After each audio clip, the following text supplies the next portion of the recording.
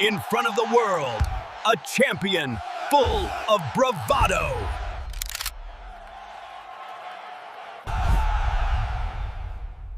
Called out a legend, expecting a reaction. He came for a spectacle, but received a lesson in mastery.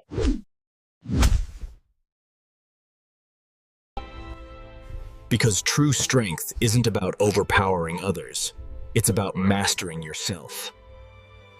He called an 80-year-old man grandpa on live TV. He didn't know the man was Chuck Norris. In California, UFO Arena, a silver-haired male in a simple button-down top was set to be ridiculed on live television.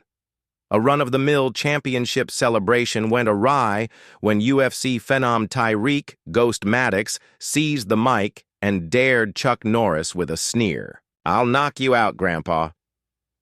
Chuck Norris was no ordinary celebrity guest.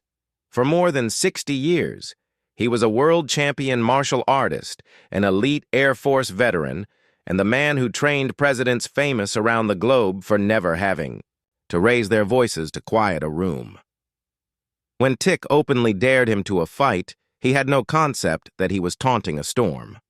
Chuck embraced the challenge and replied in kind with discipline, patience, and mastery that would demolish Tyreek's smugness and spark an international debate. What was intended as a stunt to gain clout would be a contemporary fable. The combat, world, and a brash champion would never remain the same after Chuck Norris instructed in the only vocabulary the young man knew: combat. Before we get back to it, let us know where you're listening from. And if you get moved by this story, don't forget to subscribe, because tomorrow I've got something special reserved for you. A vicious punch rattled through the arena, leaving the fighter flying across the mat. The audience gasped as the referee rushed in, assessing whether the man could even move. But the victor was already strutting. Arms raised high, grins widened. The UFO Arena in Las Vegas throbbed with raw energy. All seats taken, all voices pouring into a deafening roar that bounced off the walls. Floodlights shone down on the waxed octagon in center stage. Cameras flashed like lightning as fans yelled from all corners. Some waved banners. Others hung on the edge of their seats, eyes fixed on the fighters. Amidst this mayhem sat Chuck Norris, unruffled and serene ringside, in the VIP area. Wearing a plain button-down shirt and black jeans, he didn't budge. No entourage, no seeking attention, yet people's eyes naturally gravitated to him. He sat firmly still, one hand loose on his knee, the other at his side. No smile, no applause, simply concentration. His face, creased from experience, now streaked with threads of silver hair, wore the quiet pride of a man who had nothing left to prove. Next to him was Elena Norris, his granddaughter, her military-trained stance a carbon of his own, dark hair pulled tightly back, eyes narrowed and intent. She moved closer to him. "You sure you want to stick around for the main event?" she said. "These guys are getting rougher." Chuck just nodded. "I took her up on the offer. I'll ride it out." All eyes within the octagon, however, were on one man, Tick, the Spectre Maddox, an unbeaten young star, not only for his fighting ability, but for how he won. Arrogant, flashy, cruel, he fed on spectacle, existed to control not just his adversary, but the audience. Each movement he made was designed to get a reaction. He bounced up and down on his heels, eyeing the cameras, drinking in the spotlight. Fans adored him or detested him, but no one overlooked him. Tick towered over his defeated opponent, veteran fighter Diego Santos, who was out cold on the mat. The referee moved Tick back, medics arriving on the scene. Diego's eyes briefly opened, but it was too late. "Another one down!" Tick yelled, pacing around the cage. "Who's next? Who's got the balls to challenge the ghost?" In the commentator's booth, Dana Reyes fiddled with her headset. A fighter herself once, she knew where the fine line was between confidence and arrogance. And Tyreek the Ghost. Maddox has no losses. Ladies and gentlemen, that's 15 consecutive victories, 12 knockouts. but I must say that post-fight exhibit leaves much to be desired. Her co-analyst nodded. He's got ability, no question, but that showboating on Santos, that's not championship stuff. Dana's eyes narrowed. And if you glance over at the VIP area, you'll see a legend on hand tonight. Chuck Norris, one of the greatest martial artists of all time, observing this next generation. I wonder what he's thinking about right now. The camera cut to Chuck, who didn't flinch. Back in the octagon, Tick took the microphone from the announcer. He beamed with sweat, chest heaving with adrenaline. "You all see this?" he yelled. "This is what a real champion looks like, not these has-beens they keep sending my way." Tommy Steele Kavanaugh, Tyrik's trainer, moved toward the cage door, a mix of pride and concern on his weathered face. "Easy, kid," he muttered. "You won." That's enough. But Tick wasn't listening. His eyes had found Chuck Norris in the crowd. New hunger flashed across his face, not for victory, but for something more. Legacy. Validation. His gaze locked on to the legend. "Well, look who we got here." Tick's voice boomed through the speakers. Chuck Norris himself. The man. The myth. His tone shifted, dripping with mockery. The senior citizen. A hush fell over sections of the crowd. Dana Reyes leaned forward in the commentary booth. "Oh, he's not going there? Tell me he's not going. There." Elena's body tensed beside Chuck. "He's talking to you," she whispered. Chuck's expression remained unchanged. "You know, I grew up watching your movies, old man," Tick continued, pacing the cage like a predator. "All that spinning kick stuff cute for its time. But this," he gestured around the octagon, "this is real fighting, not choreographed Hollywood BS." Cameras swung between Tick and Chuck. The arena's energy shifted, uncomfortable murmurs spreading through the crowd. "So I'm thinking." Tyrik's voice grew louder, feeding off the tension. "Why don't you come in here and show us if any of that legend status is real, or are you just another old guy living off past glory?" Gasps rippled through the audience. Some fans booed, others cheered, thrilled by the audacity. Elena half rose from her seat, but Chuck placed a hand gently on her arm. Dana Reyes's voice cut through the broadcast. "What we're witnessing is unprecedented disrespect. Chuck Norris isn't just a movie star. He's a legitimate former world champion, a pioneer in American martial arts, and one of the most respected figures in combat sports." In the octagon, Tick wouldn't let up. "What's wrong, Grandpa? Too scared to stand up? Worried about breaking a hip?" He laughed, playing to the cameras. "Come on, the offer's open, I'll even go easy on you." "Maybe." Tommy Kavanaugh shook his head from outside the cage. "Enough, Tick. That's Chuck Norris, for Christ's sake." But Tick was in too deep. "You used to. Be a legend," he shouted directly at Chuck. "Now you're just old." The crowd erupted, some in outrage, others in wild excitement. Social media was already exploding with clips of the confrontation. Security staff shifted nervously, looking between Tick and Chuck. Through it all, Chuck Norris remained perfectly still. His expression neither angry nor intimidated, just watchful, assessing. The silence from him seemed to amplify Tick's words, making them sound hollow in the vast arena.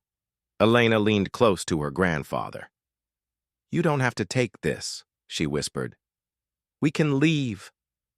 Chuck's eyes never wavered from Turk. "No," he said softly. "Some things have to be said." Dana Reyes's voice was soft into her microphone. "And that's why he's Chuck Norris. Total control even when angry. The question is, will he answer this challenge? And if he does, what will the answer be?" Tick finally discarded the microphone and flung up his arms, drinking in the split reaction of the crowd. As he stepped out of the cage, he pointed directly at Chuck. "Think about it, old-timer. One round with me. Show the world what's left in that tank." As Tyrik vanished down the tunnel, the arena hummed with rumor. Chuck Norris rose slowly, smoothed down his jacket, and with Elena by his side, slipped quietly away. He ignored no cameras, fielded no questions, but something had been set in motion, something that had nothing to do with the sport itself. It wasn't just a challenge. It was a clash of aerosoft values. And everyone knew Chuck Norris's silence wouldn't be the last word. It was only the beginning. Chuck Norris's SUV drove away from the Ufone arena, the neon lights of the Las Vegas Strip casting streaks across its windows. Inside, Elena clung to the steering wheel, her knuckles white with tension that her grandfather didn't appear to share. "That was totally out of line," she said, glancing in the rearview mirror as if Tick's words might be physically pursuing them. "You're a guest of honor, and he treats you like that. Someone ought to educate that child some respect." Chuck stared out the window, his image ghosted against the glare of casino lights. "Everyone teaches something," he said softly. "Some teach respect. Others teach why it's needed." Elena looked at him. "You're not actually giving consideration to his taunt." Chuck didn't respond directly. "What did you see in there, Elena? When he was baiting me?" She scrunched up her face. "I saw an arrogant fighter drunk on his own hype. Look deeper." Elena paused, remembering Tick's stance, his faces between the insults.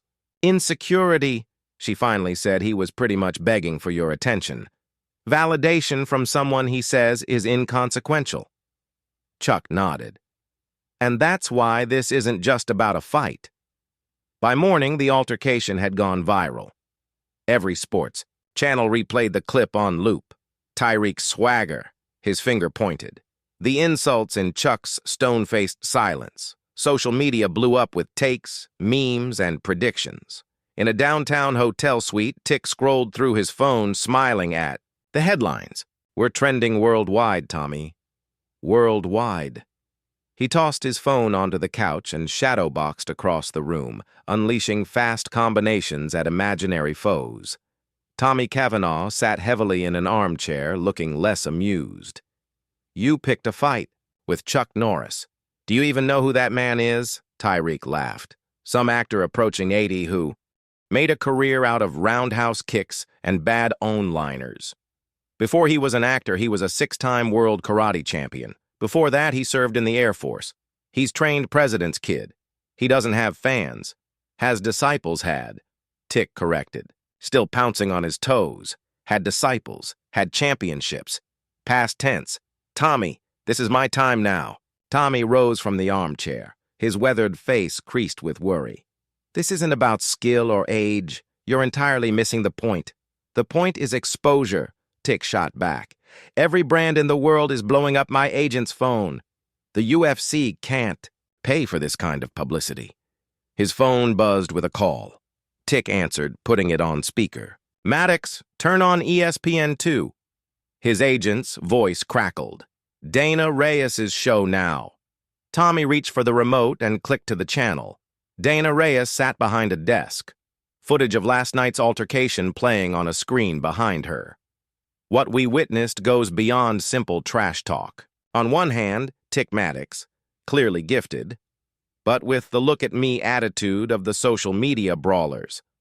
On the other, Chuck Norris, a man who never had to tell you how great he was. You already knew. The camera zoomed in closer on Dana. But notice what's interesting about Chuck's reaction last night. Quiet, total quiet, no comeback, no anger in sight. In an era where everyone feels the need to clap back immediately, Chuck showed something we never see these days, the restraint to pick his time. Tyreek snorted, or he was intimidated, into silence. Tommy quieted him. "Sources close to Chuck Norris inform me he said nothing on the record regarding the situation," Dana went on. "But the question is, will he take the challenge, and should he? Chuck is 80 years old, well beyond competition. Tick is a 28-year-old champion in peak physical condition." Dana leaned into the camera. "But anyone who's writing off Chuck because of his age has forgotten one important thing. Legends are not built of muscle and reflex. Legends are built of something much more lasting." The segment transitioned to a montage of Chuck's fighting career tournament wins, film clips, training videos decades long. When it came back to Dana, her face was somber. Respect can't be demanded. It has to be acquired. Some acquire it with boisterous triumphs, some through unobtrusive dignity. Last night provided both approaches, side by side. Which of them really embodies strength? That's the true question here. Tick turned off the TV. Philosophic rubbish. Strength is strength. I knock guys out. Case closed. Tommy shrugged. Kid, you're listening but not hearing. This has nothing to do with whether you can defeat Chuck in a fight. It has everything to do with, it's precisely that, Tyrick cut in. And the rest of the world's going to get to witness it. His phone rang. Once more. UFC president. Tyrick picked up with a smile. Tell me you're making it happen. That day, in a tiny private gym 30 miles from the Strip, Chuck worked through a set of exact forms. His technique was slow, economical, none of the flash. That had marked his film career, just the foundation technique that had come first. Elena observed from a bench, a water bottle clutched in her hand. The UFC phoned again, she said. They're providing a reformatted exhibition bout. 3 rounds, limited contact, complete safety measures. Chuck filled out his form prior to answering. Anything else?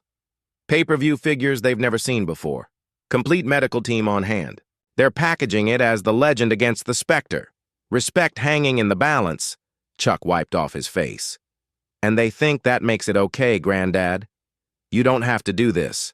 Nobody expects you to fight a champion younger than halfway. Your age. Dignity. Walk away. Chuck searched her face, something changing in his eyes. That's what dignity looks like to you? Walking away? You don't have to prove anything. This is not about proving anything to anyone else. Then what is it about? Then? What is it? Chuck grabbed his water bottle. Certain lessons must be taught in a language that both understand. Elena observed him. You're actually thinking about it. I'm not thinking about it, Chuck spoke softly. I've already agreed. Elena's eyes grew wide. What? When? This morning. I phoned them myself. Why didn't you say anything to me? Chuck set his hand on her shoulder. Because you would have attempted to dissuade me, and sometimes things must be done even if the people who love us don't get it. That night, the news swept the entire media network. Chuck Norris was to battle Tick the Ghost Maddox in a one-time exhibition bout. 3 weeks from now, at the very same arena where the challenge had been made. The press conference would take place tomorrow. Back in his hotel room, Tick sat in front of the TV, victorious smile plastered on his face. Did I call it or what? He asked Tommy. The old man fell for it. Tommy wasn't as thrilled. You should check out some of his older fights. Analyze his style. Tick brushed him off. I don't need to study the past. I create it. Pride goes before the fall, kid. Save the fortune cookies. We both know how this is going to end with me standing over another knockout, adding a legend to my highlight reel. Tommy stared at him for what felt like an eternity. You have no idea what intimidates me? I think you really believe that. Down the street, at a subdued supper with Elena and Doc Henry Bautista, the aged ringside doctor who had known Chuck for decades, the discussion went another route. Medically, you're in great condition for a man your age, Doc Henry interrupted, slicing into his steak. That doesn't alter the inherent risk factors, though. Reaction time, bone density, recovery ability, they all go to youth. I know the physiology, Henry. So then why accept? You've got nothing further to prove. Your legacy's established. Chuck put down his fork. This has nothing to do with legacy. It's about his future. Elena shot a look at Doc Henry. What are you saying? Tick has all the ability in the world, but he's lacking what counts most. He competes for himself, for applause, for attention. He hasn't learned that the strength of the strong is not about overpowering others. It's about conquering yourself. And you think stepping into the octagon with him will show him that? Elena raised an eyebrow. I believe he should see it up close, Chuck responded. Certain things can only be learned the hard way. Doc Henry leaned forward again. Chuck, respectfully, what are you doing here? You can't keep up with him speed or strength for strength. A hint of a smile appeared on Chuck's lips. Why do I have to? The following morning, the UFC headquarters in Las Vegas played host to the official press conference. The room was filled with reporters, cameras, and a vibe that was closer to a championship fight than an exhibition. Turk showed up first, in a flashy designer suit, entourage included. He posed for the cameras, shadow boxing in front of photographers, signing his name with dramatic flair. Chuck arrived minutes later alone, other than Elena in a plain black jacket over a button-down shirt. No entrance music, no fanfare. He sat down at the table, nodded at the UFC president, and clasped his hands in front of him. The contrast could not have been greater. As the press conference started, Tick took over the microphone, responding to questions with rehearsed sound bites and the occasional jabs aimed at Chuck. Look, I respect what he did in his day, Tick explained with a sneer that undercut his words. But this is 2025, not 1975. The game has changed.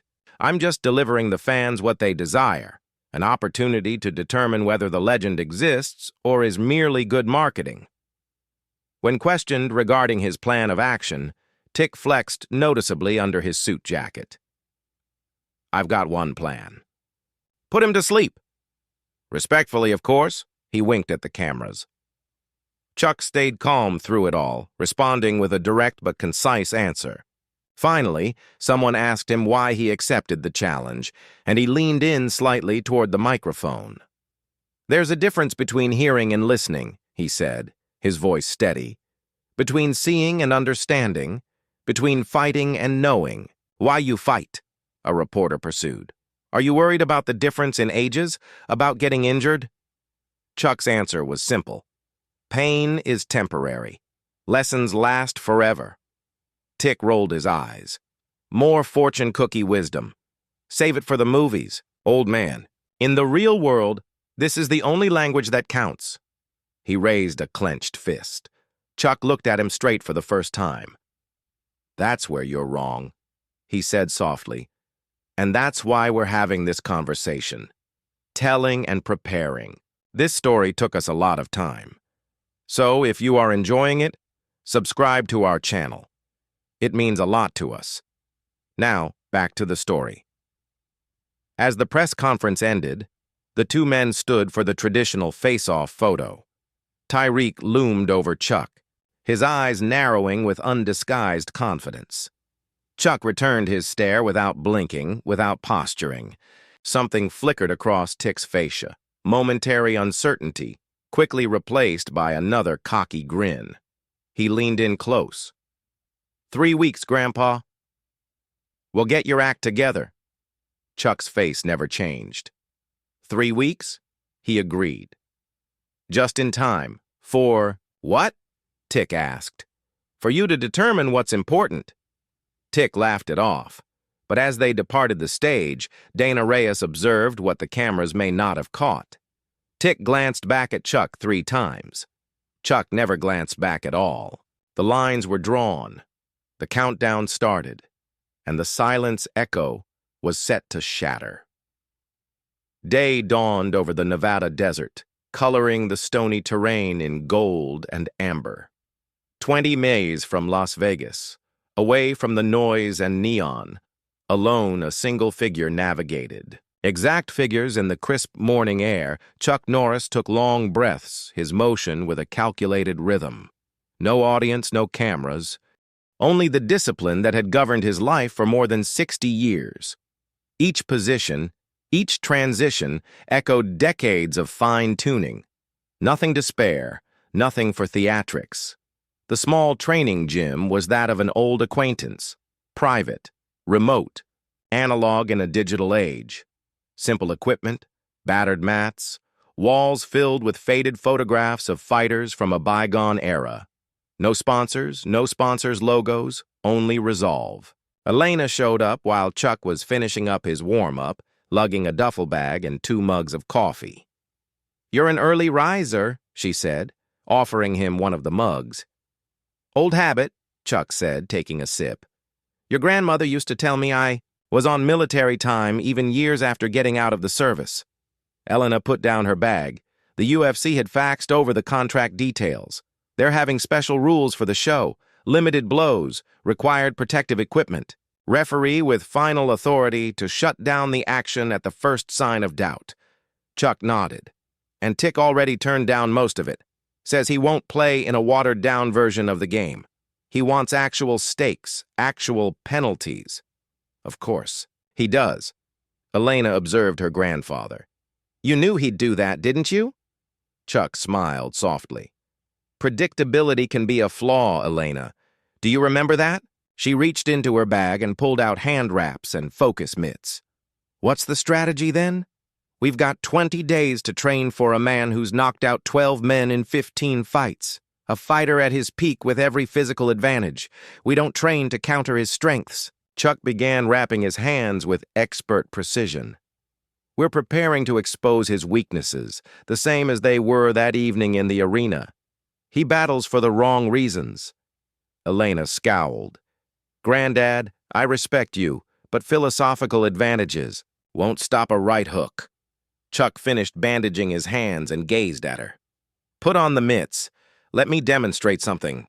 For the duration of the next hour, Chuck and Elena worked together in a series of combinations, not establishing power or speed, but timing and placement.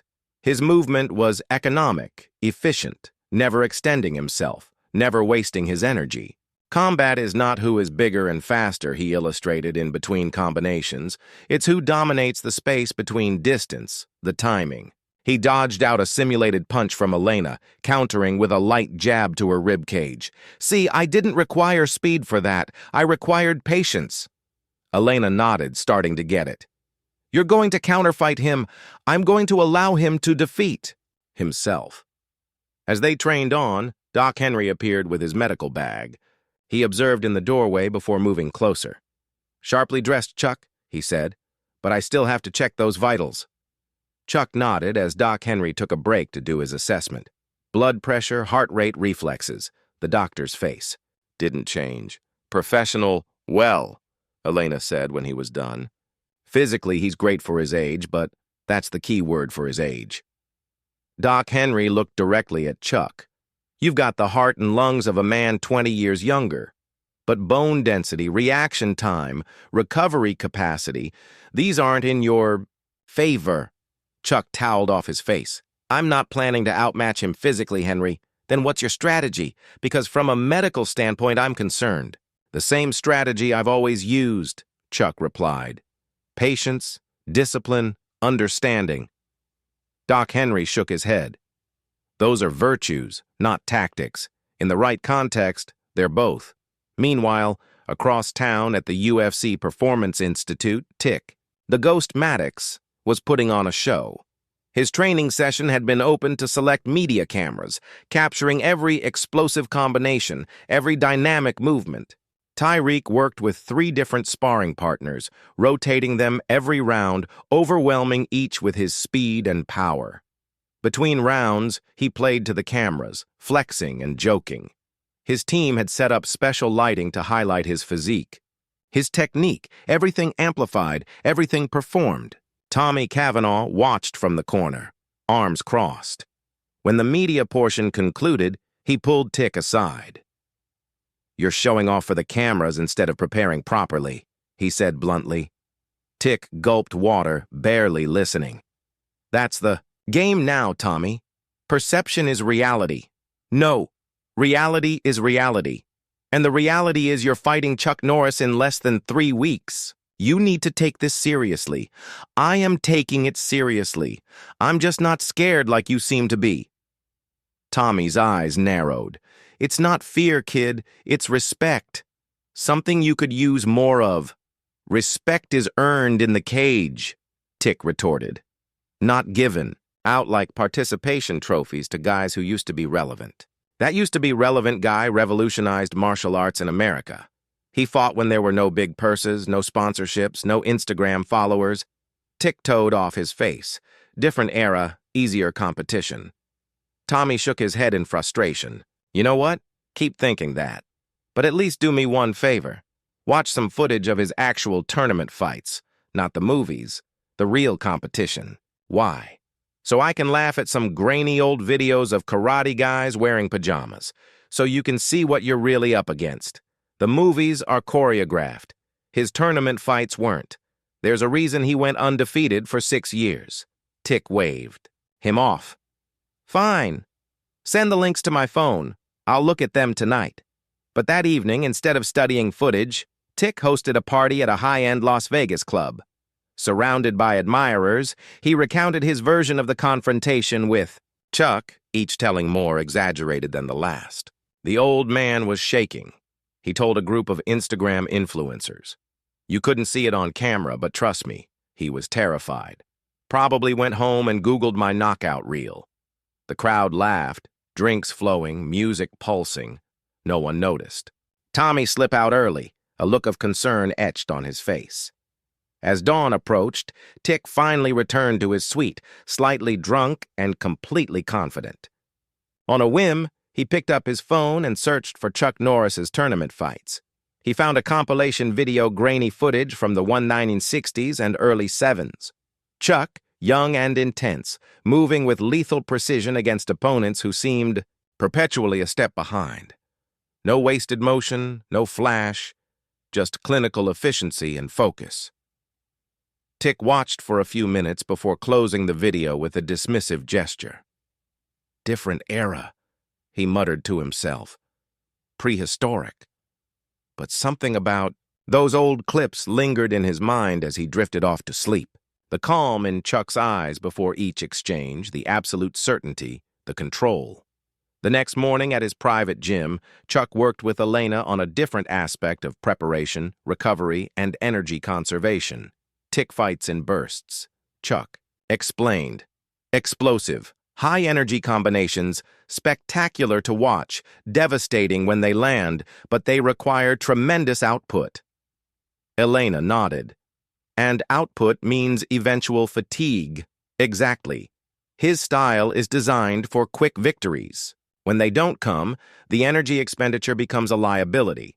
They moved through drills focused on defensive positioning, subtle weight shifts, minimal movements with maximum effect, nothing that would make highlight reels, everything that would preserve energy and create frustration for an aggressive opponent. Doc Henry arrived with another visitor, Dana Reyes, the commentator. She stood respectfully at the door until Chuck invited her in. "I hope I'm not interrupting," she said. "I wanted to speak with you off the record. No cameras, no story." Chuck nodded toward a bench along the side of the mat. "What's on your mind, Dana?" She took a seat, her words carefully chosen. "I've been reporting on combat sports for 15 years. I used to fight professionally. I know the sport, the psychology, and I'm worried about what this exhibition will give to you, but to the culture of martial arts, win or lose. This event feels as though it belittles what you've held up for your entire career." Chuck thought about what she had said. "Tell me, Dana, when you were competing professionally, what was your purpose?" She paused for a moment. "To test myself, to get better, to uphold the discipline. And now, what do many fighters today consider the purpose? Fame, money, social media fans." She sighed. "Things have changed. Things always change," Chuck explained. "But foundations shouldn't. Honor, respect, humility, these aren't old-fashioned ideas. They're universal principles that turn martial arts into something greater than fighting." Dana leaned in. "So this is about principles, about teaching Turk, a lesson. It's about reminding everyone on Nano just tick what counts, what endures. And you think getting into an octagon with him will do the trick?" Chuck grinned a little. "Sometimes the lesson must be taught in a language the student can comprehend." Dana looked at him for a long time. You know, there's a rumor circulating online that you're going to throw the fight to allow him to win and somehow teach him humility through triumph. That would be the easy way out, Chuck said. But few easy ways result in lasting change. So you're going to win to defeat a champion at the peak of his strength? Chuck stood, getting back on the mat. I'm going to teach him the distinction between winning a fight and knowing one.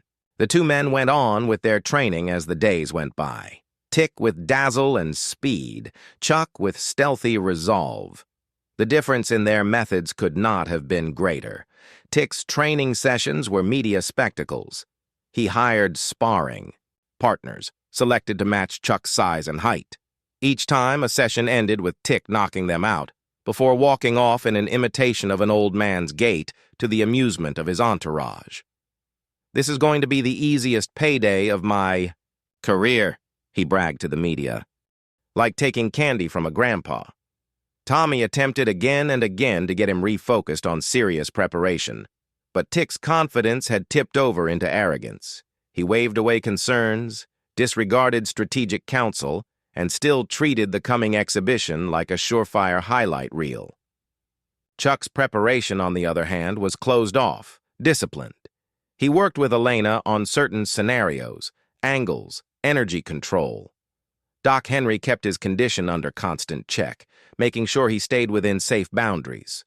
There was no flash, no media, no proclamations, only the quiet self-control of a man who lived by a code longer than his opponent had existed. The UFC hosted a final press conference a week before the event. The difference between the two men had only become more extreme. Tick showed up in a tailored suit accompanied by an entourage, music playing from portable speakers. Chuck arrived solo, clad in simple attire, tipping the room a nod of respect. With queries raining down, Tick took command of the mic with bombast and prophecy. "First-round knockout," he proclaimed. "Possibly even the first minute if he comes at me with guns blazing, which, let's be honest, he won't." He pantomimed an old man shuffling along with a cane, eliciting chuckles from some of the crowd. When it came to Chuck's turn, his answers stayed, cool, deliberative. "I am not here to keep pace with his youth or his quickness," he replied curtly. "I am here to pay respect to a challenge and maybe bring some insight that comes only with experience," a reporter urged him on. "But how can you possibly face up to a man with so great physical advantages?" Chuck answered in blunt words. "Physical, fighting isn't. It's mental, spiritual, emotional. The punch comes from the body, but the mind determines when, how, and why." Tyreek snorted into his mic. "Say that to all the guys I put to sleep. Safe bet their spiritual game didn't amount to much." Once the press conference ended, the old face-off reunited them for one last time prior to the fight. Tyreek loomed over, Chuck leaning down with a mock sneer. Chuck looked back at him unflinching, neither frightened nor hostile. "1 week, old man," Tyreek muttered beneath his breath. "Get your doctor bills paid for." Chuck's face was unmoving. "1 week," he said. "Just long enough to think. Think about what? Think about why you're actually doing this." Something flitted briefly across Tick's fascia. Transient fissure in the mask of complete self-assurance. It vanished in an instant, replaced by his practiced scowl, but not before Chuck saw it.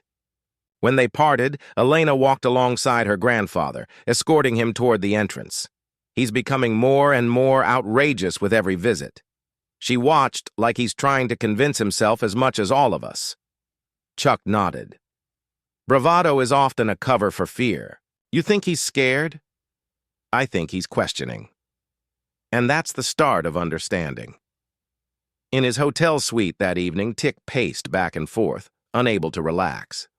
Tommy sat and watched him with increasing worry. "You should be resting, Tommy," said. "Saving energy. You've got a week of last-minute prep." Tyreek kept pacing. "I don't require rest. I need this fight to occur already. I'm sick of discussing it. Then perhaps avoid booking media appearances every 6 hours." Tick shot him a glance. "That's business. That's branding. That's diversion," Tommy replied. "And it's getting you careless. You were off in your stance today in sparring. You're telegraphing. Too hard on your combinations against Chuck Norris. I could telegraph by certified mail and still land. Tommy got up. Kid, I've been around 30 years. I've seen champions come and go. The ones that fall always share the same issue. They begin to believe their own hype. Tick ceased his pacing. This isn't hype. This is reality. I'm the world's best fighter. Perhaps, but Chuck Norris is not only a fighter. He's something else altogether. Sure, he's old. Tommy shook his head. He's patient. There is a difference. He dedicated his life to mastering himself before attempting to master others. You're still going on about the first half. Tick flopped onto the couch, suddenly fidgety. Whatever, man. Philosophy does not win battles. No, Tommy nodded softly, but it may decide what winning really is. In his much more humble quarters across town, Chuck sat in contemplation, eyes shut, breathing evenly.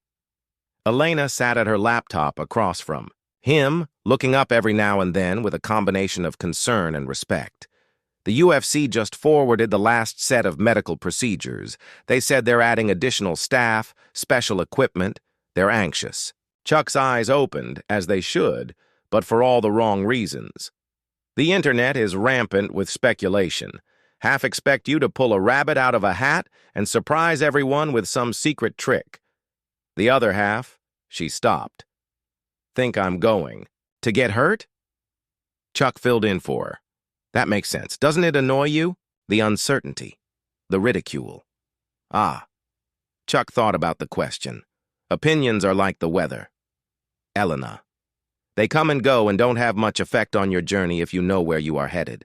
And where are you headed with this? Somewhere. Tick must see. The week flew by. Last-minute preparations, medical testing, publicity commitments. In the midst of it all, however, the difference between the two men stood out like a sore tie, becoming more bombastic by the show. Chuck maintaining his unflappable calm.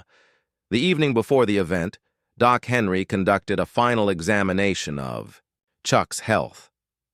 Physically, you're as ready as you can be, he finished, folding up his gear.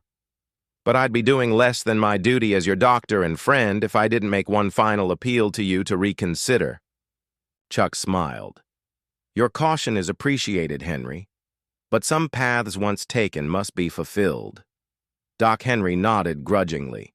Then keep in mind what we went over. Conservation of energy, limited exposure, selective contact. I'll remember. As Doc Henry departed, Elena sat down with her grandfather. Get some rest, she said.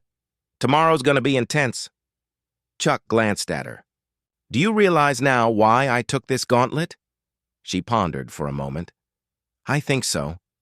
It's not winning or losing a fight. It's saving something that's being lost. The spirit that's behind the technique. Chuck nodded. There's hope for the next generation, after all.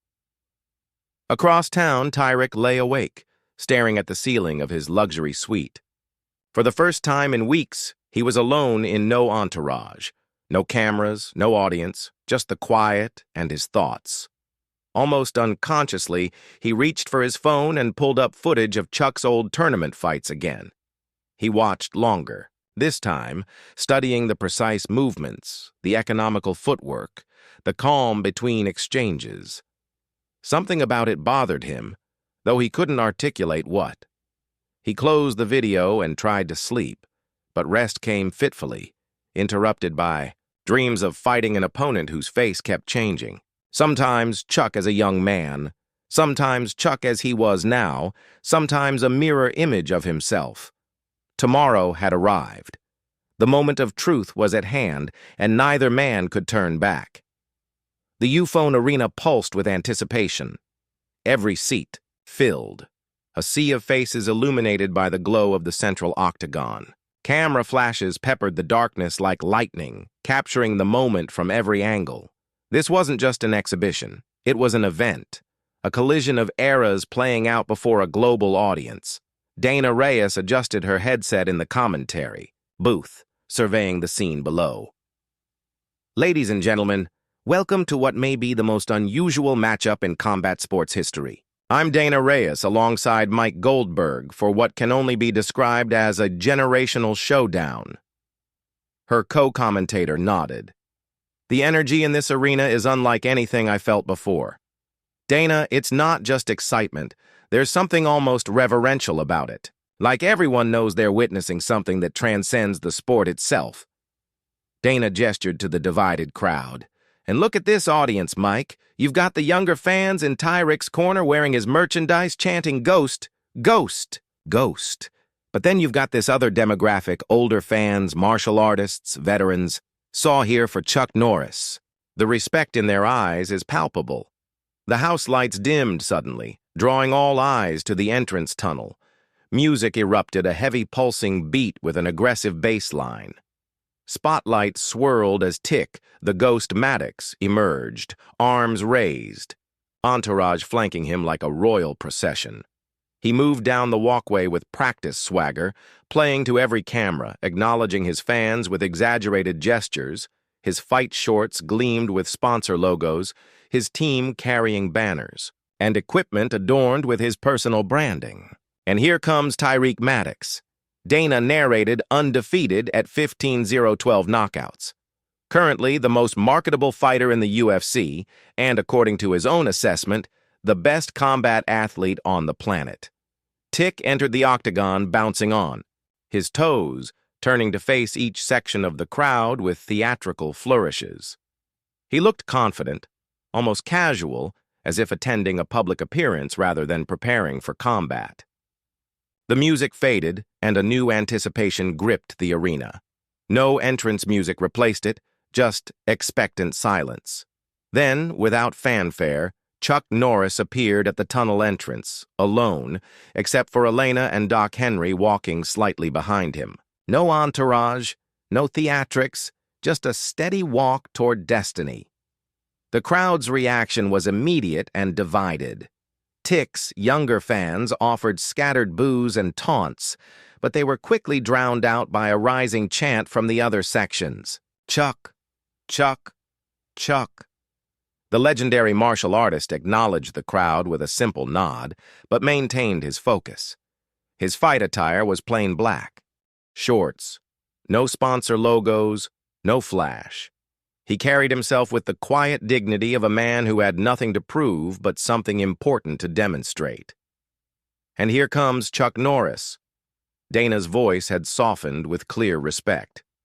6-time world karate champion, undefeated for 6 consecutive years during his competitive prime, and perhaps the most influential American martial artist of the 20th century. At 80 years old, he steps into the octagon, not as a celebrity, but as a carrier of tradition. Chuck entered the cage with the same steady composure he had shown throughout the build-up. He moved to his corner where Elena helped him with final preparations. No pep talk, no last-minute instructions, just a supportive presence. Across the octagon, Tick performed for the cameras, shadowboxing and flexing. Tommy tried to focus him with quiet words, but Tick seemed more interested in playing to the audience than listening to counsel. The referee called both fighters to the center for final instructions. Standing face to face, the physical contrast was stark. Tick towered over Chuck, his body honed to physical perfection, muscles defined beneath his skin. Chuck stood relaxed, his frame still solid, but bearing the inevitable markers of age. Remember the modified rules, the referee instructed. 3 three-and-out rounds, standard MMA scoring. I can and will stop the action at any sign of excess. Protect yourselves at all times. Touch gloves if you want. Tick extended his glove with a theatrical smirk. Chuck tapped it lightly, his expression unchanging. Good luck, Grandpa, Tyrik bellowed, loudly enough for cameras all around to capture. You're going to need it. Chuck remained silent, merely going back to his corner. Dana leaned in, closer to her microphone. And there's the ultimate confrontation prior to fight. The difference couldn't be any more stark. Youth and experience, flash and substance, volume and silence. The fighters got into position. The crowd fell silent. The referee looked both men over one last time, then moved back. "Are you ready?" he asked Chuck, who nodded once. "Are you ready?" he said to Tyreek, who jumped energetically. The referee cut his hand through the air. "Start." The bell sounded, its resonance hardly dying away before Tick burst forward. He came at Chuck hard, aggressively, firing a series of punches aimed at saturating and intimidating. His movement was smooth, technical, the result of thousands of hours of training. Chuck didn't take the charge. Rather, he moved slightly off, creating angles, keeping distance. His movements were minimal, frugal. He didn't try to match Tick for speed or for power. He simply wasn't there when the shots landed. Maddox comes. Out swinging, trying to make an early statement, Dana said. But observed Norris' complete calm. Perfect defensive position. He's letting Tick miss without expending great effort. Tick pressed the attack, upping the output, throwing more combinations, including kicks, into the mix. His face began to twist, with frustration as Chuck continued to slip and parry, providing no counterattacks, merely maintaining defensive solidity. "Maddox is throwing everything but the kitchen sink," Dana's co-commentator noted. "But Chuck is making masterclass defensive movement. This has nothing to do with athleticism. It's about positioning, timing, and reading your opponent." 1 minute into the round, Tick had succeeded in pinning Chuck up against the cage. He struck a flurry of punches, some landing partially, though crowd gasped, then erupted as Tick grinned, at last landing solid punches. "You feel that, old man?" he sneered during pauses. "That's real fighting." Chuck took the shots without visible response, then performed a subtle movement that opened, just enough room to escape from the cage. No panic, no frantic scrambling, just serene, practiced technique. Amazing, Dana was thinking. Chuck takes a few punches but breaks neither position nor poise.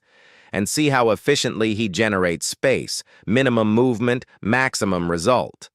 As the round went on, a pattern developed. Tick pressing with growing desperation, Chuck defending with exacting precision. The younger fighter started to gas. His combinations slower now and less crisp as frustration grew. Tick is using tremendous energy, Dana observed. His output is impressive, but he's landed nothing of note. And meanwhile, Chuck has yet to throw a single offense shot. He's dictating the pace and range of this fight with pure defensive artistry. In his corner, Tommy eyed him with growing concern. "He's making you work too hard," he yelled. "Settle down. Find your rhythm." But Tick couldn't settle. Every ducking of Chuck stoked his desire to get something conclusive. He pushed on again, with a spinning kick that aimed at Chuck's head. Chuck dodged it effortlessly and for the first time countered at a plain old, simple, direct punch to Tick's midsection as he was still recovering from the kick. Not hard, but nicely timed and placed. Tick felt it more than he'd anticipated, his eyes showing a fleeting look of surprise. The bell clanged for the end of round 1. In Tick's corner, he gulped water, gasping for breath. "He's not doing anything," he groused to Tommy. "Just running and ducking." Tommy shook his head. "He's making you miss, making you work, forcing you to fight on his terms. Stop rushing and start thinking around the octagon." Chuck sat quietly while Elena tended to him. "You okay?" she asked softly. Chuck nodded. "He's big, quick, but consistent. You took some hits. Useful information." The bell for round 2 clanged. Tick came out more concentrated. His initial anger warped into determination. He came up more deliberately this time, cutting off the cage, forcing Chuck to fight instead of duck. For the first time, Chuck started, offering occasional counter, simple, direct strikes applied with surgical efficiency. Nothing flashy, nothing that would make highlight reels, but each hit home with surprising impact, breaking Tick's rhythm. "Now we're getting a shift," Dana noted. "Chuck isn't merely defending, he's replying back. Not with force, but with perfect timing. Each counter is like a teacher's reprimand, just enough to make a point." Tick's frustration began to build once more. He'd anticipated an easy win, a highlight reel knockout. Instead, he encountered an opponent unwilling to fight on his terms, who made him earn every instant, who replied to his most kinetic moves with simple, efficient counters. "Come on and fight," Tick bellowed, briefly, lowering his hands in frustration. In that moment, Chuck sprinted more quickly than anyone had anticipated, a plain three-strike set executed with the accuracy of 60 years of experience. Not strong, but just where he wanted it to be. The third strike took Tyreek by surprise, and he stumbled back. The audience exploded. Chuck immediately returned to his defensive stance, not trying to follow up or take advantage of the moment. Tyreek's eyes blazed with fury. He rushed forward, forsaking technique for brute ferocity.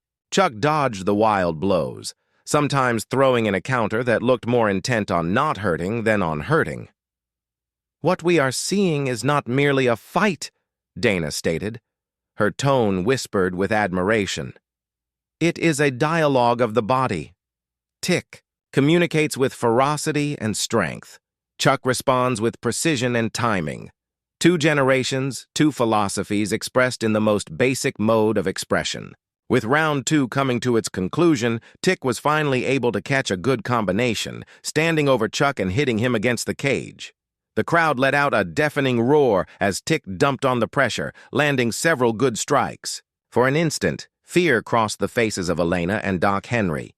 But Chuck rode out the storm with the calm of a man who had ridden out much worse. No panic, no wild retaliation, just careful defense to the bell. In his corner, Tick was ecstatic. "I've got him now," he said to Tommy. "He's taking those shots. One more round and he's gone." Tommy wasn't so sure. "You hit him, yes, but look at him. He's not hurt. He's not tired.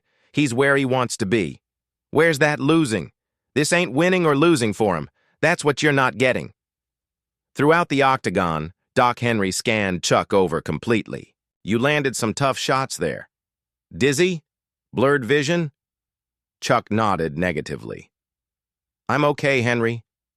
Elena examined her grandfather's face. "What's the strategy for round 3? Chuck sipped on some water. "Time for the lesson." The bell sounded. For round 3. The arena hummed with anticipation. Tick emerged aggressive once more, riding the momentum of his successful ending to round 2. But there was a change in Chuck's attitude, subtle but apparent to someone who knew where to look. He was no longer strictly defensive. Every movement now had dual-purpose Sanino, not merely avoiding injury, but creating targeted counters. His timing appeared to be waiting for Tick's attacks before they came. Something changed, Dana noticed. Chuck isn't simply responding anymore. He's calling the shots. Look at where he's standing. He's luring Tick into particular attacks. Tick threw a solid combination. Chuck dodged the first 2 blows, parried the third, and landed a smooth counter that left Tyreek standing there frozen for a second. Not a knockout punch, just immaculately placed, accurately timed. For the first time, doubt danced across Tick's face. He'd gone all out with everything he had. And though he'd scored some points, he'd not overwhelmed as he was supposed to. Now, this 80-year-old guy wasn't just hanging in there, but countering with moves that appeared to reveal flaws in his game he'd never even known existed. "Getting tired, kid?" Chuck inquired softly. The first words he'd uttered in the octagon. Tick's eyes opened in astonishment, then narrowed into hard determination. He drove forward with a flying knee, a spectacular, dynamic, highlight, reel ending type of move. Chuck sidestepped barely at all, allowing the attack to sail by inches. As Tick came crashing off balance, Chuck landed 3 perfectly placed strikes shoulder solar plexus knee that knocked the younger man backward in a stumble. The crowd went wild, many jumping to their feet. This wasn't competitive, it was masterful. "Incredible," Dana said. Chuck Norris just took one of the UFC champion's signature strikes and applied textbook form to it. This isn't athleticism. This is mastery. Understanding the underlying principles of combat that defy age and rule sets. Tyreek regained his balance, a new expression on his face. You know, just anger or frustration, but confusion, doubt. For the first time, he was doubting his assumptions, his style, maybe even his comprehension of what combat really was. Chuck picked up on the change. He came ahead for the first time during the battle, not forcefully, but with intent. Hands up, balance precise, eyes fixed on Tick with unbroken concentration. Tick retreated another first. He threw a frantic combination. But his method had not improved. His actions telegraphed by emotion, not by plan. Chuck dodged the wild punches and, in a smooth continuum, performed a flawless combination. Plain, direct, but infused with the acquired wisdom of a lifetime spent studying martial arts. The last punch, a straight right hand, landed solidly on Tick's jaw. The champion's eyes glazed over for a second. His legs went out from under him. He fell to a knee, catching himself before he collapsed fully. The stands erupted in sound cheers, gasps, cries of amazement. Chuck retreated, not bothering to pursue. He just waited, still with hands raised, face still impassive. Tick gazed, up, vision clearing, the reality of what had occurred seeping into his mind. He had been dropped not by some flashy technique, but by basic principles applied at exactly the right time. The referee stood between them, examining Tick's state. "Are you okay to keep going?" Pride pushed Tick back onto his feet. "I'm okay." He lied, though his eyes betrayed him. The battle began again, but something essential was different. Tick no longer charged with wild abandon. Chuck no longer played it solely for defense. They danced around each other, exchanging rapid bursts, each watching the other with new awareness. In the last 30 seconds, their eyes locked in a clinch. Something was exchanged there, not words, but comprehension. The bell sounded, signaling the end of the exhibition. The crowd came to its feet, thunder of applause filling the arena. Not for the spectacle they had been promised, but for the lesson they had seen. Dana's voice was heard over the broadcast, heavy with emotion. What we've just seen goes beyond winning and losing. This was more than a battle. It was a showing of what martial arts at its very best is about. Not flash, not superiority, but control of self before trying to control others. In the middle of the octagon, Tick and Chuck were paused as the referee grasped their wrists, ready for the call. But right then, the technical outcome didn't even seem to matter. Something else had already been determined. Sweat dropped from Tyreek's forehead as he waited at the center of the octagon for the official word. His breathing had normalized, but his thoughts ran rampant. The bout hadn't played out as he had envisioned, not even remotely. He had caught punches. Yeah, he had even dictated sections of the battle. But the story he'd built the easy win, the highlight reel knockout. The confirmation of his time over the previous had fallen apart with every passing minute. Standing beside him was Chuck Norris, calm as always. His breathing was steady, his stance loose but vigilant. If tired or injured, he didn't let on. His eyes were trained and focused, the eyes of a man who had stood precisely where he stood, no matter what. The referee grabbed both men's wrists as the voice of the announcers echoed throughout the arena.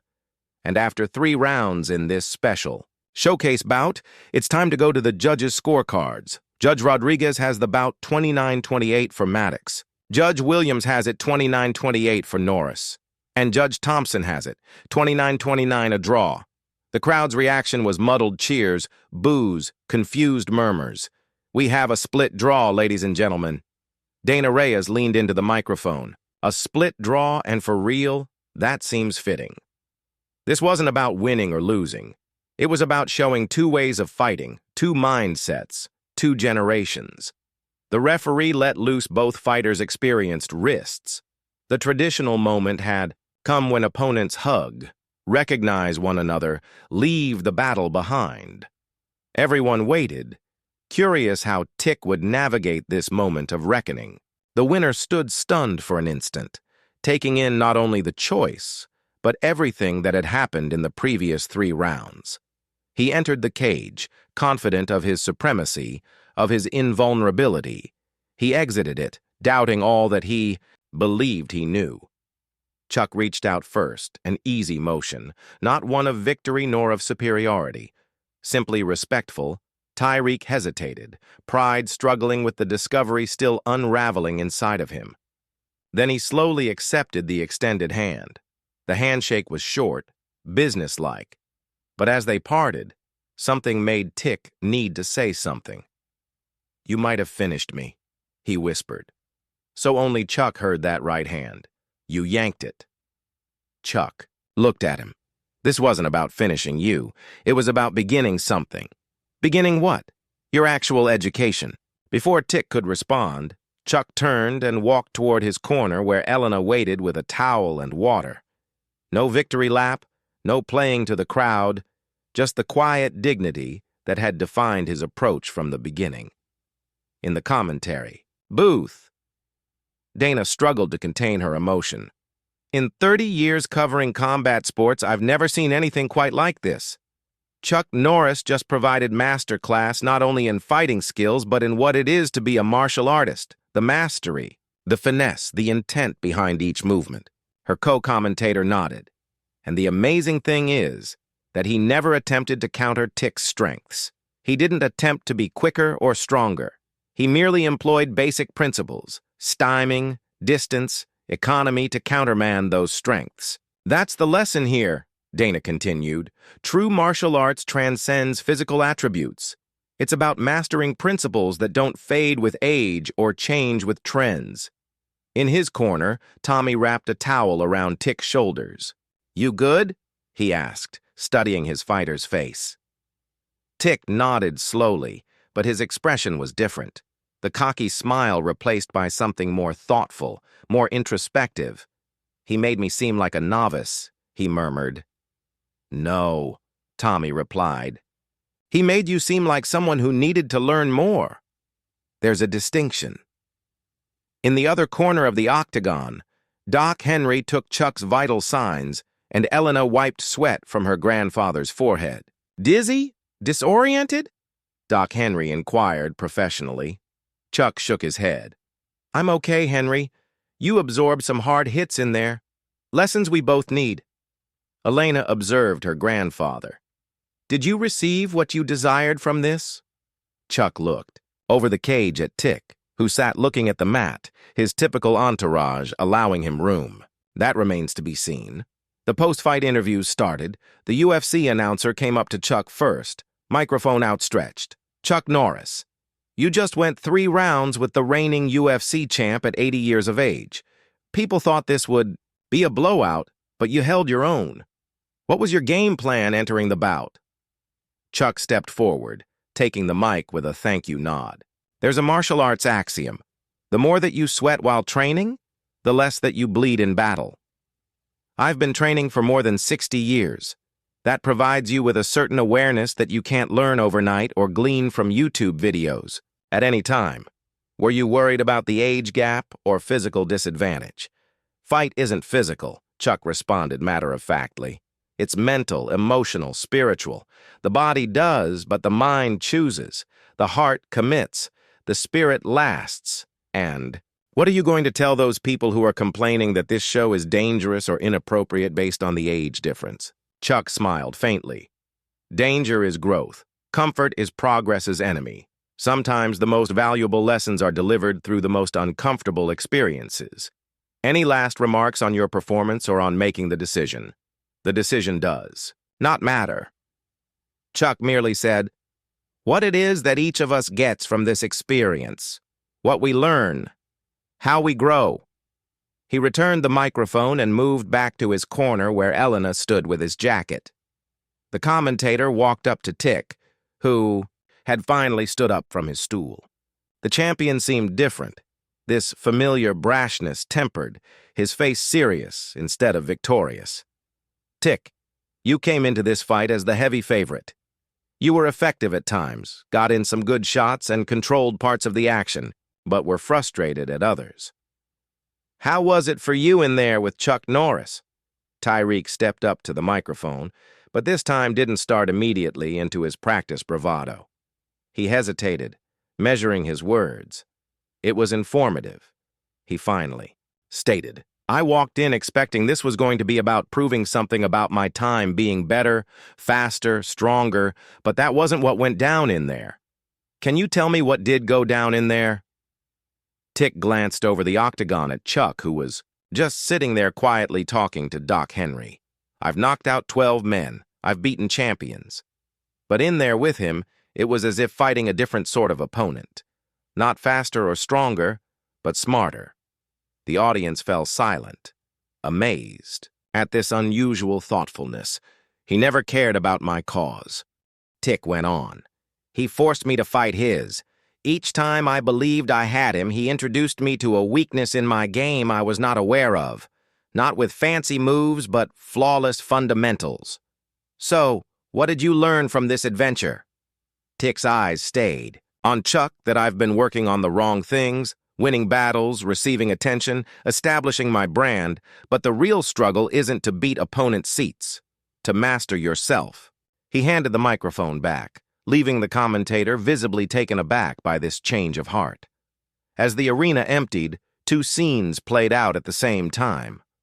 In his locker room among his team, Tick sat in silence. No post-fight celebration. Here. No music. No entourage taking selfies. No instant social media posts of his performance. You're being too hard on yourself, his manager said, breaking the silence. It was a draw with Chuck Norris. That's still a narrative we can spin. Tick looked up. Is that all you got out of this? A story to spin. I'm just saying we can spin this. Young champion shows respect to legend. People love that story. It's not a story, Tick answered back, a new edge in his voice. It's a wake-up call. Tommy, who had been wrapping hand wraps in silence, nodded with approval. Now you're getting it, kid. Getting what? What Chuck was trying to demonstrate to you. What I've been trying to explain to you. Fighting is not just about who hits harder or moves quicker. It's about who knows the deeper truths, who masters himself before attempting to master others. Tick gazed at his hands, the same hands that had knocked out 12 professional fighters for millions, that had failed to overwhelm an 80-year-old man. I need to learn more, he said quietly. Tommy smiled faintly. That's the first step. Meanwhile, in the corridor outside the parking area, Chuck walked alongside Elena and Doc Henry. His gait was steady, his expression unaltered from pre-fight. If he was exhausted or stiff, he hid it perfectly. The media is going crazy, Elena said, looking at her phone. Social media, too. Everybody's calling it a moral victory and saying you taught him a lesson that age and wisdom trump youth and power. They're not getting the point, said Chuck. This wasn't about trumping him. It was about connecting with him. Did you connect with him? Chuck pondered the question. I opened a door. Whether he goes through it is his decision. Doc Henry smiled. Always the teacher, Chuck. Even in retirement, certain callings don't retire. Henry. As they were making their way out, a voice echoed behind them. Mr. Norris. They turned to see Tick running down the corridor by himself. No entourage, no cameras. Just the fighter, still wearing his fight shorts and a plain t-shirt. Chuck nodded at him. Tyreek. The younger fighter moved his weight back, suddenly less sure than he'd been after weeks of bombastic press conferences. I wanted to tell him he wrestled with finding words for pride, still struggling with the truth he'd learned in the cage. You don't have to say anything, Chuck told him. No, I do. Tyreek breathed deeply. That wasn't just a fight for you, was it? It was a lesson. Each fight is a lesson if you learn from it. I didn't, not tonight. Tyreek glanced down, then up again, into Chuck's eyes. I called you out because I thought defeating a legend would make me a legend. But that doesn't work, does it? No.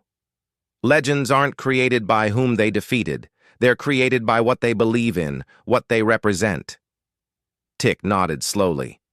I'd like to see more of the old ways, the fundamentals. A small smile appeared on Chuck's face, the first honest smile he'd made since the entire saga started. Tomorrow, 6 a.m., the gym on Charleston Boulevard. No cameras, no entourage, just you and the essentials. I'll be there, Chuck offered, his hand. Tick grasped it, but this time the handshake was different. Not the posturing gesture following the fight, but a real meeting, a sharing of respect from one generation to the next. As they parted, Elena observed with comprehension spreading over her face. That's what this was all about, she said as Tick moved away. Not defending your honor or proving him wrong, but reaching him, teaching him. Chuck nodded. Sometimes the student isn't ready until he's been humbled, until they come to understand how much they don't know, and you knew that was going to happen, in there. I hoped. Doc Henry chuckled lightly. Chuck Norris continuing to fight the good fight, only not the one everybody imagines. As they walked out of the arena, the night air was fresh against their skin. The neon lights of Las Vegas flashed and winked, promising adventure, instant fulfillment, fleeting glory. But Chuck knew, and now maybe Tick was getting it. Real success isn't in neon lights or blaring applause. It's constructed in hushed gyms and solo moments of self-control. It's won with grit, humility, and the ability to be aware of your own limitations. The true triumph wasn't announced inside the octagon. It was just starting. 6 a.m. The tiny gym on Charleston Boulevard was still in the pre-dawn hush. No cameras, no audience, only the essentials' worn-out mats, plain equipment, mirrored walls repeating the first whispers of light seeping through high windows. Chuck Norris stepped through a progression of forms, the same forms he'd trained in for 60 years, each step precise, deliberate, honed by decades of repetition. In martial arts, the basics never go out of date. They merely get deeper. The door opened. Tick the ghost. Maddox walked in alone as he was told to. No entourage, no publicity team. Basic workout gear, a far cry from his sponsor emblazoned fight gear. He stood at the side of the mat, hesitant, suddenly uncertain of where he belonged in this new environment. You're on time, Chuck noted, finishing his form before facing the young champion. That's lesson number 1, punctuality, Tyreek asked, a flash of his old cockiness re-emerging. Respect, Chuck said, for the process, for tradition, for your own word. He nodded toward the mat. Warm up, then we'll get started. For the next 2 hours, Chuck instructed Tyreek in basic stance, balance, breath, movement. Not the dazzling techniques that created highlight reels, but the foundation upon which those techniques were based. The champion floundered occasionally, his muscles built for blasting power instead of precise endurance. He moved slower, Chuck taught, as Tyreek blitzed through an exercise. Power is born of control, not velocity. Finely tuned motion first. Speed automatically attends. Tyreek nodded, making the adjustment. With each refinement, each correction, the armor of ego chipped away further. Here in this empty gym, without clamoring crowds, without approval, but the work itself. Another type of fighter was on the rise. As they finished, both of them lightly, perspiring. Tick regarded Chuck differently. I've been training since I was 12, he declared, but this is like starting over. Good, Chuck answered. The beginner's mind is the master's mind. Always growing, always learning. Would you be willing to teach me more? Tyreek inquired. The inquiry without his usual surety. Chuck looked at him for a second. That depends. Why do you want to learn? Tick thought about the question, looking for a truthful response as opposed to a performative one. Because I finally, for the first time in my career, understood how much I don't know. How much I've been prioritizing outcomes over process. On appearing good as opposed to being good. Chuck nodded, pleased with the answer. Tomorrow, same time. When news of their training agreement spilled into the press impossible to conceal in the smartphone and social media era, the story changed. Something that had started as a sideshow, a battle of generations designed to declare one style supreme, evolved into something deeper, a bridge between the generations.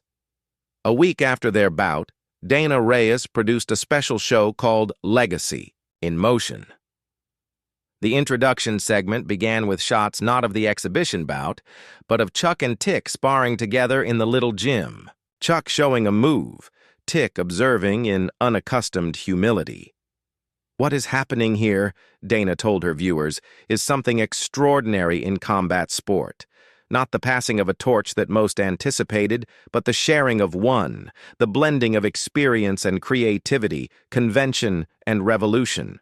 The cameras caught Tick, attentive and respectful, learning from Chuck's example about a nuance of footwork, the same footwork Chuck had employed to defend himself against Tick's attacks in the octagon. 3 weeks previous, Tick the Ghost Maddox challenged Chuck Norris with disrespect that teetered on contempt. Dana went on, "Today he learns from him, mastering the fundamentals that cut across ages, rule sets, and styles of fighting. In studios and forums online, there was disagreement. Some critics of Tyreek condemned him for softening, for leaving behind the cocky persona that had made him saleable. Others admired his humility, his acceptance of learning, of growing beyond superficiality. Tick's social media, previously filled with arrogant training clips and sponsor endorsements, went silent for days. When he posted again, the message was markedly different.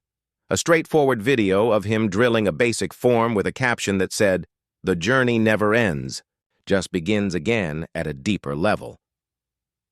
In the comments, Chuck Norris's seldom-seen official account responded with one word: progress. The post more engaged than any knockout highlight Tick had ever posted. At the UFC Performance Institute, Tick's training sessions with Tommy Cavanaugh changed too. The flashy combinations constructed for cameras made way for more deliberate. Work aimed at efficiency, timing, control. You're moving differently. Tommy watched as Tick worked the heavy bag more grounded. Tick nodded, continuing his series. Chuck says power isn't created, it's directed from the ground up through the core into the technique. Tommy grinned slightly. I've been telling you that for years. I wasn't ready to hear it. And you are now. Tick stopped, wiping sweat from his forehead. Losing, not winning against an 80-year-old man will change your outlook. You didn't lose to age, Tommy corrected. You faced mastery. There's a difference. Meanwhile, Chuck returned to his normal routine teaching select students, living the principles he had practiced in the octagon. The media attention for him wore off more quickly, which was fine by him. He never fought for recognition. Elena saw the slight change in her grandfather after the exhibition, not physical, but spiritual, a certain satisfaction, a sense of purpose achieved. You never doubted the outcome, did you? She asked him one evening as they enjoyed dinner. Even when everyone else thought you were risking too much, Chuck pondered the question. I didn't dwell on outcomes. I dwelled on process, on being present in each moment. But you knew he would learn the lesson. I knew there was a lesson to be learned. Whether he understood, it was up to him. Elena smiled. Well, from what I've seen of his training videos lately, I'd say he's understanding it pretty well. He has potential beyond what he's displayed, beyond what he thought of himself. Because of you, Chuck shook his head because he was finally ready to see it for himself. 2 months after the exhibition, the UFC announced Tyreek's next title defense. The pre-fight press conference unveiled a champion changed. Still confident, still convinced of his skills, but with an underlying humility that had been conspicuously lacking beforehand. When questioned about the shift in his demeanor, Tick responded thoughtfully, I used to think fighting was about dominating others. Now I see it's all about mastering yourself, about being a better person today than yesterday. A reporter asked for a follow-up. And your training with Chuck Norris? Is that ongoing? Twice a week. Tick confirmed. The basics never fail. They just get more profound. Did it influence your preparation for this title defense? Tick nodded. I'm a more complete fighter now, more streamlined. I spend less energy on non-essentials in training and in life. When the fight arrived, the difference was apparent to anyone who had seen Tick's former style. The flash was still there, athleticism unmistakable. But now there was something more, a composure, a precision, strategic patience that lifted his performance above physical brute strength. He submitted the fourth-round winner, not through crushing power, but technical artistry and impeccable timing. When the referee had his hand up, Tick's celebration was markedly subdued. No taunting, no flaunting, only the contented recognition of a job well done. In his interview after the bout, he attributed his transformation. I wish to express my gratitude to my coaches Tommy Cavanaugh, who has been with me from day one, and Chuck Norris, who taught me that strength is not necessarily about how hard you can hit. It's about how well you can control yourself when hitting is not an option. The camera panned to Chuck, sitting calmly ringside, to nod in acceptance at the mention. Later in the year, Chuck was invited to the grand opening of Tick's new training facility in his native Detroit. Not a gaudy fight gym with his name in neon lights, but a neighborhood dojo that specialized in teaching at-risk children the values of martial arts discipline, respect, perseverance. At the ribbon-cutting ceremony, Tick addressed the crowd of young people and community members. When I began to fight, I believed that it was all about being the toughest, being the loudest, being the one who everyone was afraid of or who they envied. I was mistaken. He nodded towards Chuck, who stood there. This guy taught me that true strength is not gauged by knockouts or championships or Twitter followers. It's quantified by effect, by the number of lives you enhance, the amount of knowledge you impart, the depth to which you uphold the values you say you stand for. As Chuck moved to cut the ribbon with Tick, cameras recorded the moment, not merely the deed, but the significance. The torch wasn't received or seized. It was handed over, its flame igniting a new way without snuffing out the previous. In the years and months that followed, the two men went on their separate ways.